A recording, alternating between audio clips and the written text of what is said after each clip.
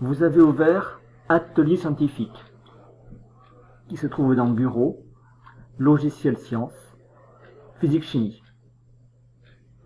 Lorsque vous êtes dans Atelier scientifique, après avoir cliqué sur l'icône vidéo et choisi l'icône traitement manuel, vous allez chercher la vidéo concernant la propagation d'une perturbation.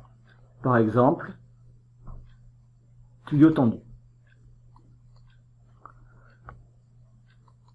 Vous visualisez la vidéo, puis vous pouvez revenir image par image au début. Avant de commencer le pointage, vous devez étalonner votre image. Pour cela, vous allez faire juste un cliquer-glisser.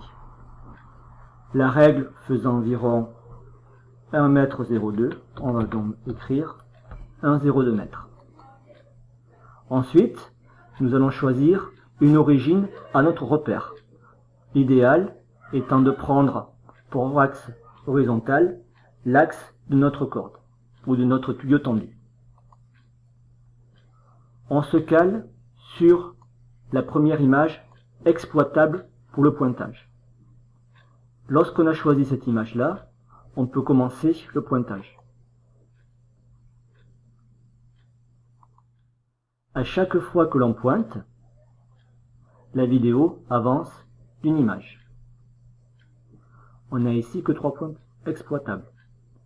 Pour arrêter le pointage, on appuie sur le bouton rouge. Avec l'onglet tableau, on vérifie que l'on a bien les points. Donc le temps, l'abscisse et l'ordonnée.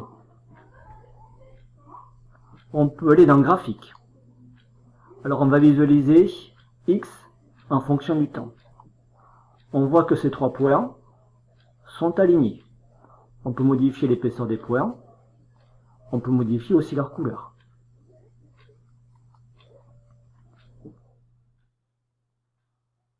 Ces 3 points étant alignés, on peut en fait réaliser une modélisation.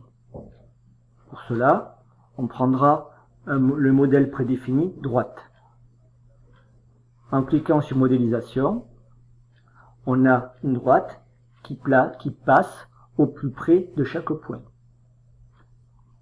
X en fonction du temps, donc X est en ordonnée, le temps est en abscisse, ça correspond du point de vue dimensionnel à une longueur sur une durée, qui correspondant à une vitesse. Le coefficient directeur de ma droite